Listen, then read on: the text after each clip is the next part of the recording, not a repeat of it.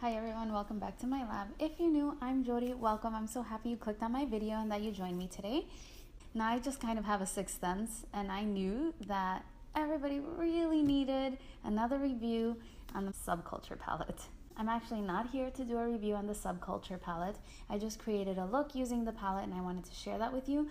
I will give you some thoughts on the palette, being that it is such a controversial palette.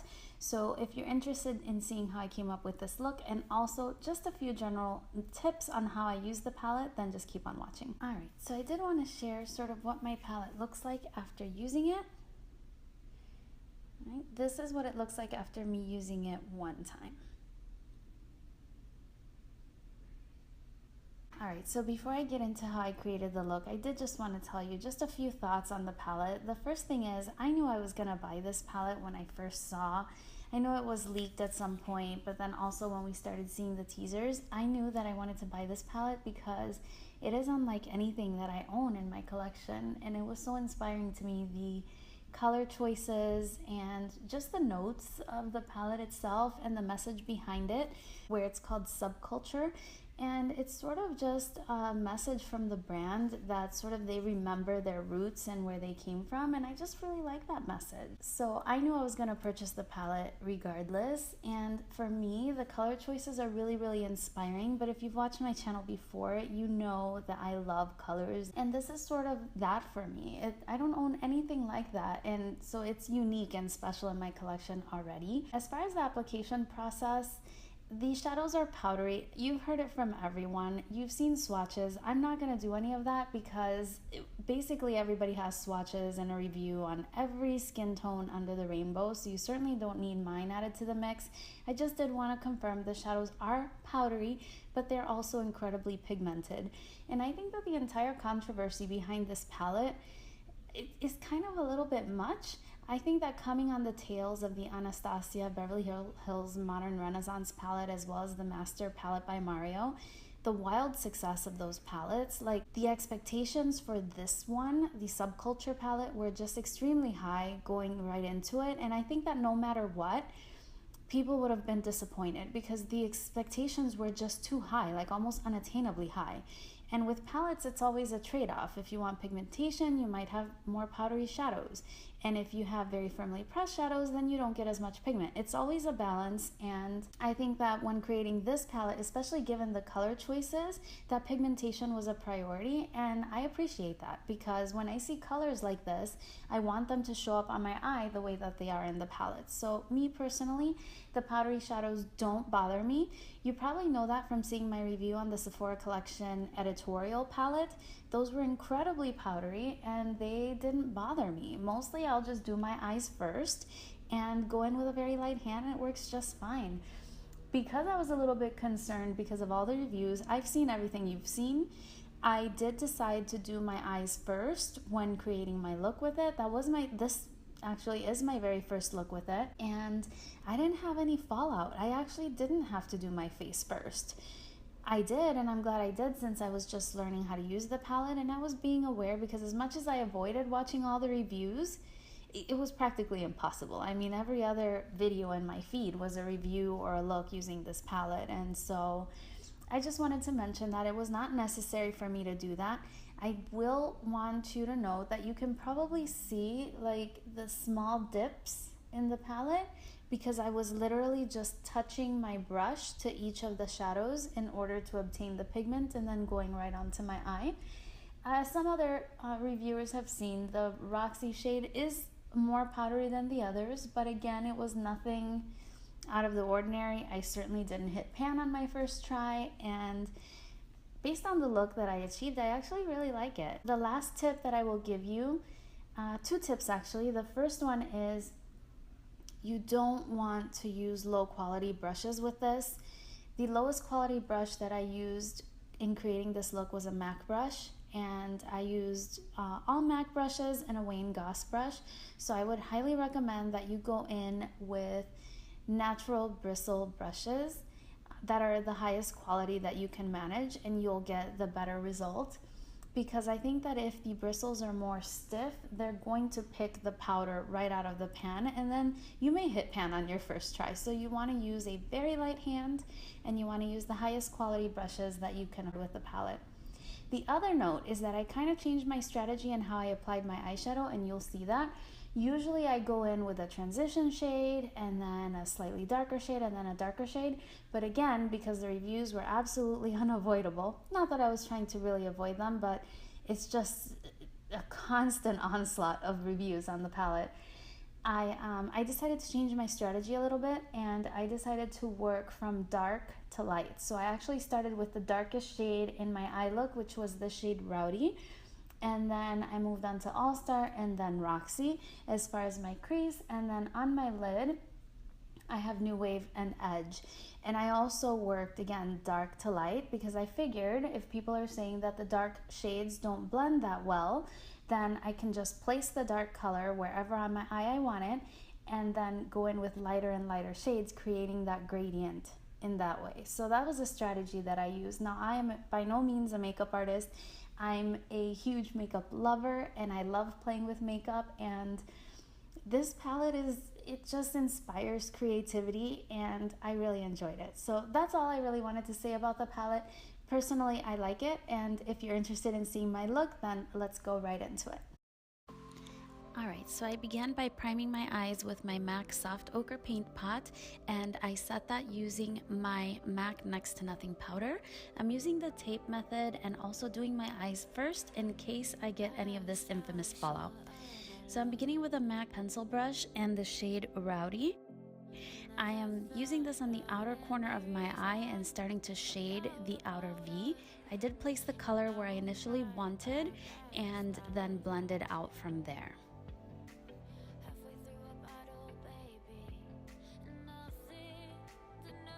As I diffused the color, I added just a little bit more and again blended inward.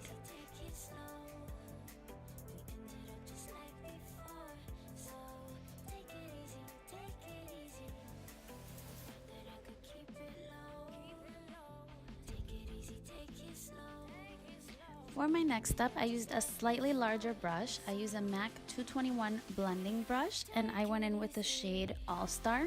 This is a maroon shade, and this is also one that some people are having a little bit of trouble blending, so I went in with a very, very light hand at the onset, and then I added more product to achieve the intensity that I desired.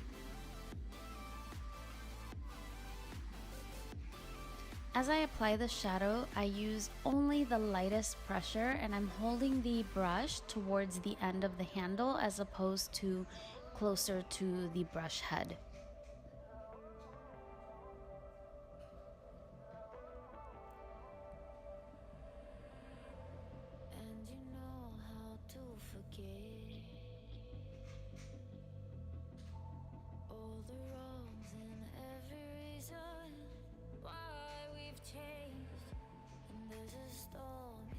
As you can see, I'm creating a pretty good gradient and blend by working from darker shadows to lighter shadows. Again, I used this strategy because I wanted to avoid any harsh lines. Next, I'm going in with a slightly larger brush. This is a MAC 217 blending brush, and I'm using the shade Roxy. Now, this shade was very powdery. I would say more so than any of the other shades I used so far.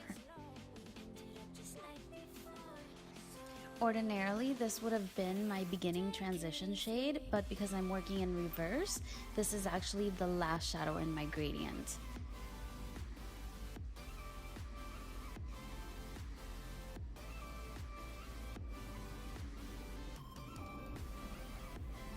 To highlight my brow bone, I used a MAC 252 shader brush and the shade Dawn, although I must say that this shade was a lot more pigmented than I anticipated, and I probably wouldn't use it as a highlight again.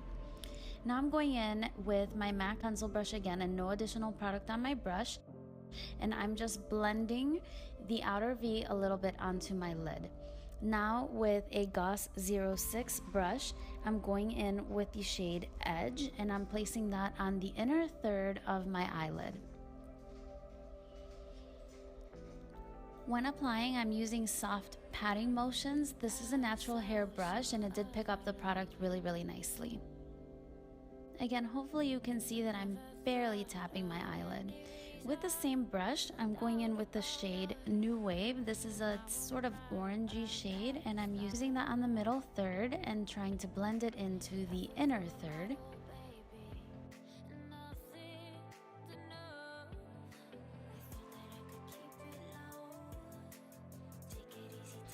Now I'm going in with a little bit more of the All-Star shade, and I'm going to go ahead and intensify the gradient now that I have placed all of my main shadows for my eye look.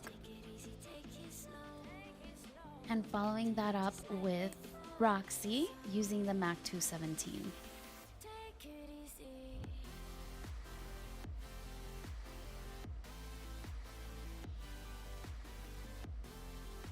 With no additional product on my MAC pencil brush, I'm just blending the outer V into the lid to create a more gradient effect.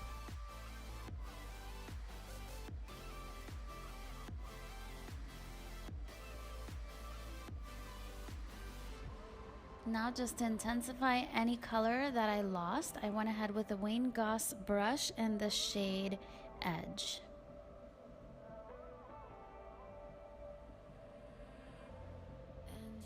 One final blend using my MAC 217 brush with no additional product on the brush. For my inner corner highlight, I'm going to use the MAC 228 shader brush. It's a very small shader brush and the shade Electric. Now this one was a lot more firmly pressed than the other shadows, so I was able to dig my brush into the shadow a little bit more.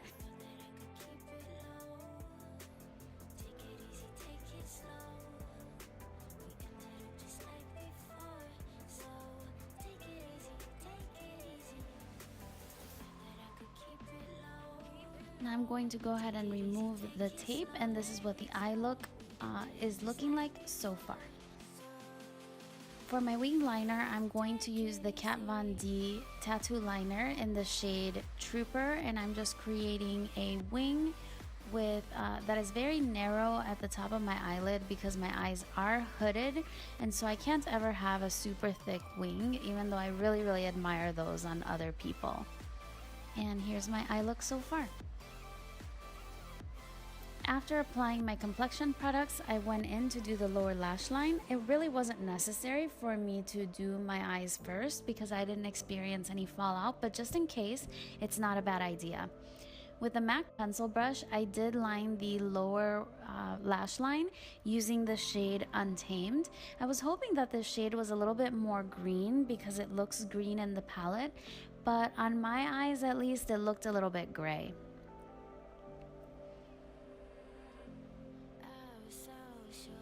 To intensify the green, I used a NYX waterproof eyeliner. It has a very long name, but I'll leave it linked down below. But that definitely intensified the green effect I was trying to achieve. Lastly, for a final blend, I used my MAC 221 brush and the shade New Wave to blend the lower lash line and tie the entire look together.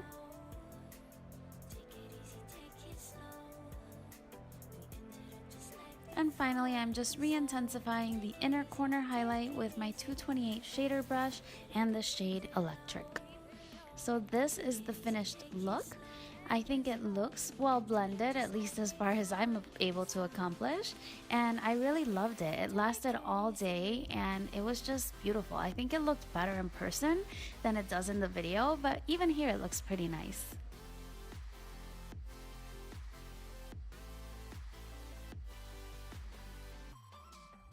That's it for this look. Hopefully you enjoyed the video. I know I enjoyed creating it. I did have to work a little bit more carefully in creating it because the shadows are pigmented and powdery, so I was very, very careful, and I worked with a very light hand, and I took my time when creating the look. But I like it. I think it turned out really, really nice, and I think that this is just what my collection needed. It's just beautiful. Like, the shades are so different.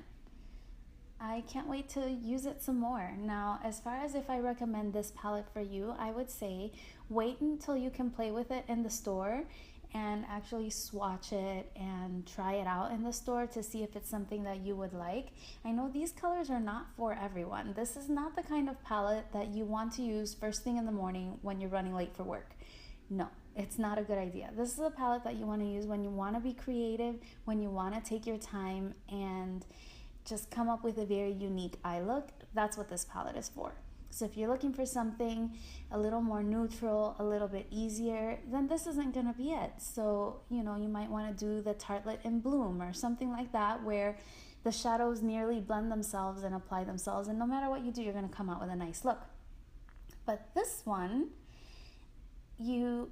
it just inspires you to create. Well, it inspires me to create. And so I really, really enjoyed it. Let me know if you decide to pick it up. Let me know if you have it already and what you think of it. I'd love to hear. I think that there was something about the batch numbers that people were sharing. Well, mine is P7F20. So P7F20. That was my batch number, if it means anything to you. But my overall thoughts is that I personally love it because I love being creative and I love playing with makeup, and so this is just perfect for me, and I'm really, really happy that I have it in my collection. Now, I already said if you're looking for something easy and simple and everyday, then this is not where you would start. All right, so that's all I wanted to share. Hopefully you enjoyed the look. Please give me a thumbs up if you did enjoy the video, and don't forget to leave me a comment about your thoughts on the palette and if you're going to pick it up or if you have already. Thank you so much for watching my video. I hope you're having a wonderful day wherever you are, and I will see you again really, really soon. Bye.